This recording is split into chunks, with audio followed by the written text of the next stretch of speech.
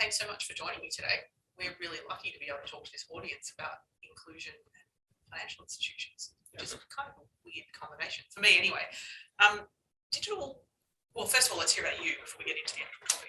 Who are you? What do you do? So I'm Aaron Cameron, our Digital Accessibility Manager.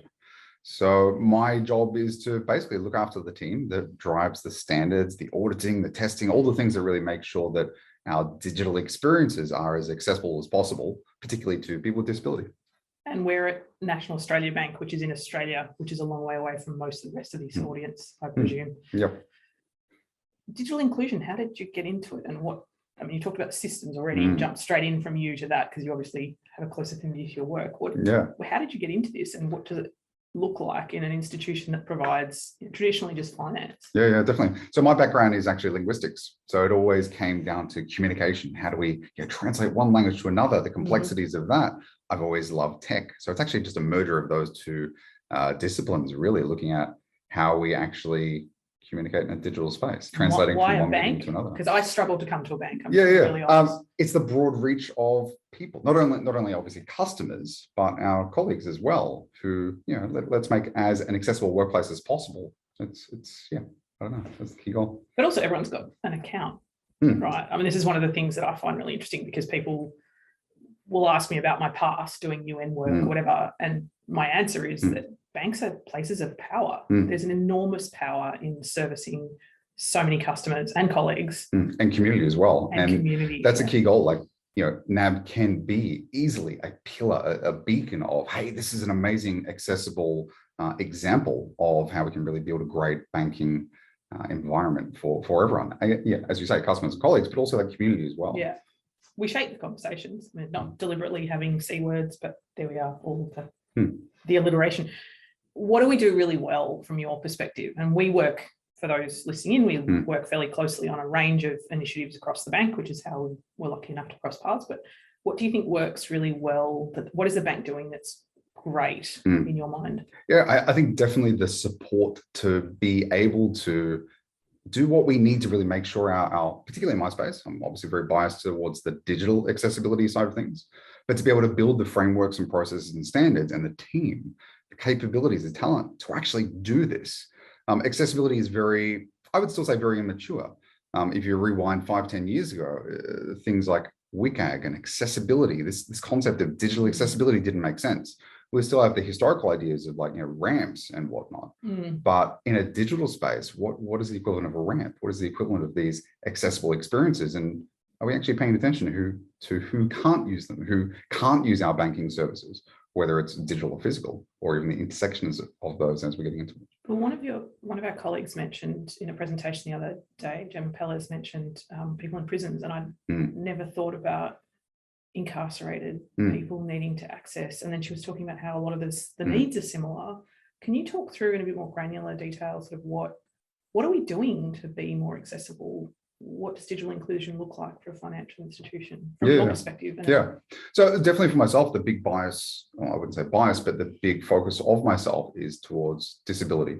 But even looking at disability in isolation, it's impossible. We have to look at the whole intersectional spectrum. We could really run down that rabbit hole today if we really wanted to. But really, from my perspective, it's always fighting against this history of being very focused on disability. We can have this really disability focused model that's all about talking about disability, trying to define disability, putting disability into buckets.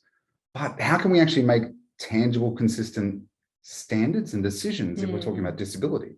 We can't. And that's where accessibility comes into it. So an example I often use is imagine someone who is blind. Okay, so if we're thinking about a digital experience, well, someone who's blind, okay, so we need audio kinds of content so they can listen to that. But unless you have actual lived experience with blindness, it might be really difficult to contextualize that. But the key things we can do in our space is think about the content structure. Can we have a really nicely laid out page so it's easy to navigate? Because actually a lot of people don't realize that, yes, someone who's blind can actually use the internet perfectly fine if the website's been designed well, if it's been coded well, structured well, good content. If it's a bit more haphazard and random, then it's an absolute nightmare to navigate.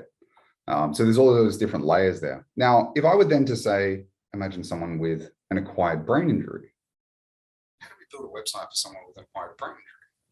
and actually, well, it depends on the injury, it depends on the kinds of, I guess, the impact on their life. Actually, we could say the same for blindness as well. Like, the idea is, like, you've met one person with disability. You've met one person with disability. You can't say that for anyone anyway. So it all comes down to the preferences and the different ways people interact with the world in general. We can't make these biased assumptions to say, oh, this is the particular way we do it. So that's where I get much more into like an accessibility focused model. Yeah. Well, there are two things that come out of that for me. One of them is that we've had conversations internally about automating, and I know that's front of mind. AI is the hot topic, but part of the challenge with automating for inclusion or for access is that you're actually already putting people into those buckets and prioritizing and making value judgments. And what you're saying, I think, really rings true for me, that it's much more important to focus on the outcomes and the smoothness of the use and the ease of the use, which also, to the second point, anything that's better for someone who has a particular need is usually better for the general population. And I learned this from working with UX designers at universities, where 9 times out of 10, if you improve an interface, it's better for people like me who wear glasses, or someone who's tired or whatever. It doesn't actually matter what the category is of and particularly that's where like an accessibility focus model is much more important. Like, for anyone might be familiar with W3C's Silver Task Force, they have what they call the functional needs model of accessibility, or the functional needs of functional categories of functional needs. And this is disability agnostic. We don't like it's not relevant. It doesn't matter. It really doesn't matter what the and needs it goes to are. your point about, well, for myself, like if I forget my glasses, well, if it's small font, I can't read it. Actually, we can have accessibility standards. We can't have disability standards for that, but we can have accessibility standards. I forgot my glasses yesterday, and I embarrassingly had to make all the fonts and everything enormous. But it can be managed, right? Yeah, definitely. So this kind of functional needs model really allows us, or the accessibility focused model allows us to really think about these simple, consistent experiences, because that's what accessibility is all about. Disability is about people. Accessibility is about the experience itself. So once we actually start looking at a model and processes that we can actually, I guess, apply to those thought decisions, actually we can start having those decisions be made by non-SMEs, non-specialists like myself, where we can have all of our subject matter experts. Yeah, subject matter experts. I did this the other day. I used acronyms after I told everyone else that. Also about accessibility. Yeah, definitely. So all those accessibility specialists aren't necessarily needed for every step of the way. Like a very disability focused model has to happen. We're kind of like unicorns in the world at the moment, accessibility specialists. So which is a problem. Yeah, it's a huge problem. We've become such a big bottleneck. So what can we do to look to the future such that we have these capabilities and key responsibilities distributed across everyone? Because actually, accessibility, inclusion is everyone's responsibility. It shouldn't be just one person. I was listening to a recorded presentation that I missed by Ed Santo, and he was interviewing a woman from the White House, and one of the most important points I think that she made was that technology is undermining democracy because so few people can understand or engage with it. And to your point, you don't need to be a subject matter expert in all of these extra things. You actually need more voices in the room to say, here's my need, and be heard. And the flip side of that, from where I sit as the data ethics person at NAB, or one of the data ethics people in a wonderful team at NAB, is we don't want to collect a whole lot of data to categorize you and then have that when we don't need it. We just need to know your need. What is your need? How do we meet that need? And then categorically build systems that are more inclusive and accessible. And that includes not having to go into a branch if people can't. To your point about the rails and the ramps, I often talk about the whale and the nuclear reactor.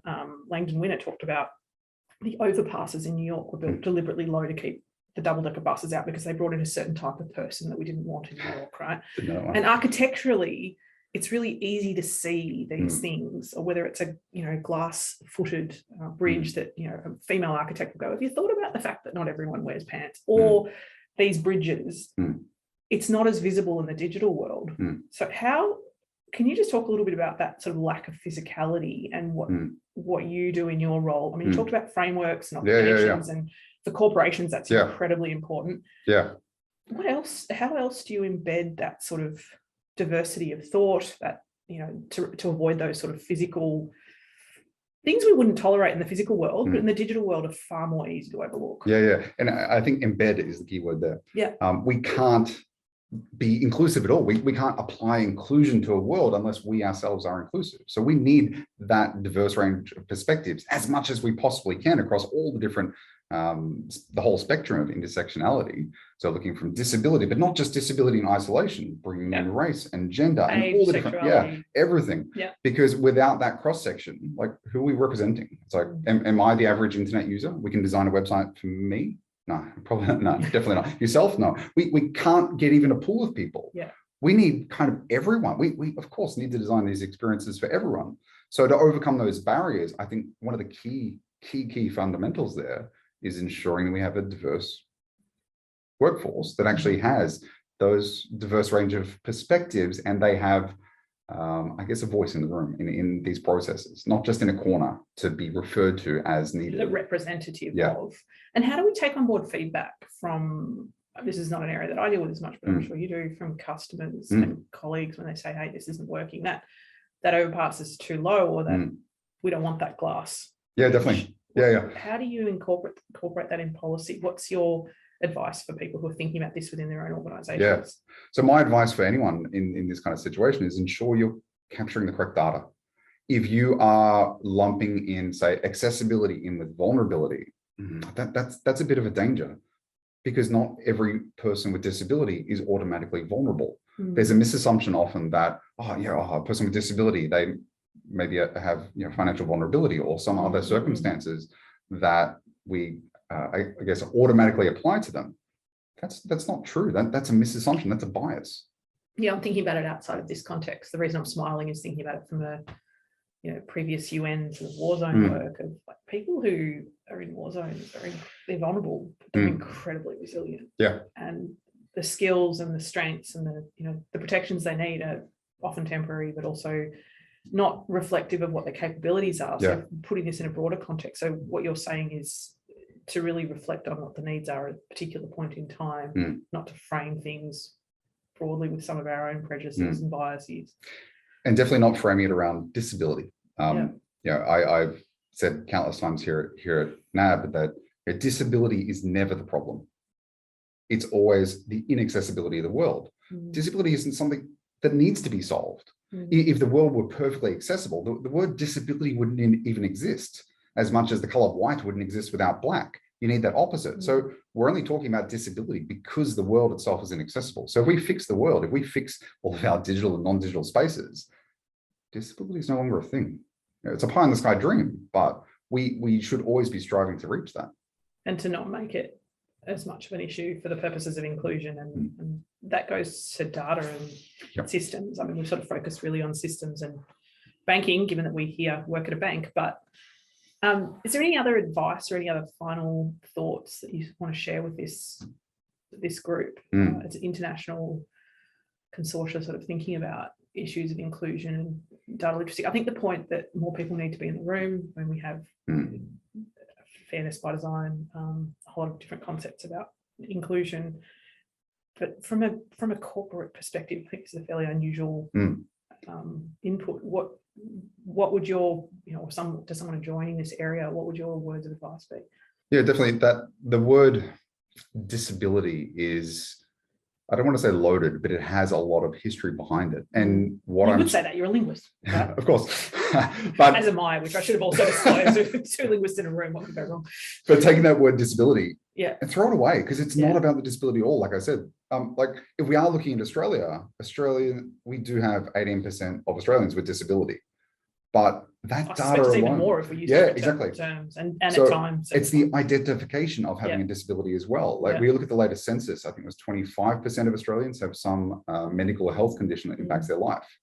Okay, that contrasts quite strongly against the 18% of Australians with disability. So what is that extra 6-7% that are impacted?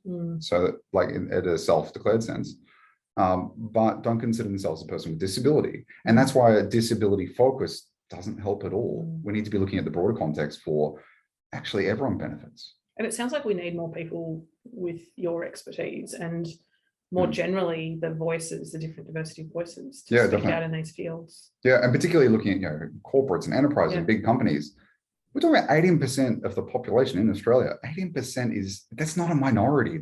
And public service, like we're looking at the UN audience here. Yeah. Public services also need to be thinking about these. Yeah, and issues. when we start looking at systemic issues, like there are reasons we don't have 18% representation throughout our organizations, and people aren't self-identifying as people with disability, because there are challenges to that, whether it's through recruitment processes or actually just being able to have quality work of life through use of actually fit for purpose technologies and office spaces.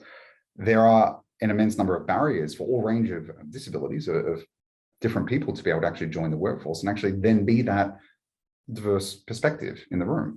Might be a really nice place to wrap up. And I sort of reflect as you're talking on this sort of Nordic model of, if you want to call out bullying, you can't call on the people who are being bullied. You actually need to be the voice for them. And it's a little bit like that. It's a bit of a chicken and egg thing. We don't have proper representation in most corporations, and I'd say public service as well. We're not going to get that if we wait until quotas are met or there is diversity. We need diversity, so let's be that voice. And maybe this is a call for that across corporates and more broadly. Yeah, and it's just recognizing there is value in focusing on that 18%. We touched on it briefly before, but we're talking about creating, in my sense, digital experiences that are accessible to everyone, because everyone benefits from better content, better designed websites, better code. It just, there's general value for everyone using these services. Actually imagine that community really rallying around your business or your brand or your organization and coming there for the better quality experiences. That's that particular lens on that. 100%. And more cynically, you're also minimizing risk. Yeah. There's a cost potential that if you don't see these things and you don't service the communities, the world more thoughtfully, there are risks inherent. Yeah, and those risks are actually very different depending on the countries. If we look at the States, obviously there's a lot more accessibility, disability related litigation than Australia, but it's on the rise. It's always trending upwards, and lawyers. Tough. But my key ask is that really recognize there is inherent value in focusing on the 18%. We can create this single internet that more people can access, more people can use, and no one gets left behind. Like not your clients, not your customers, not your peers, your colleagues, your family, your friends, because the internet's for everyone. It's not a nice to have, it's a must have. I think on that note, I want to say a huge thank you for sharing your insights and incredible expertise. Thank you so much for having us, and we hope this has been interesting. Thanks very much. Thank you.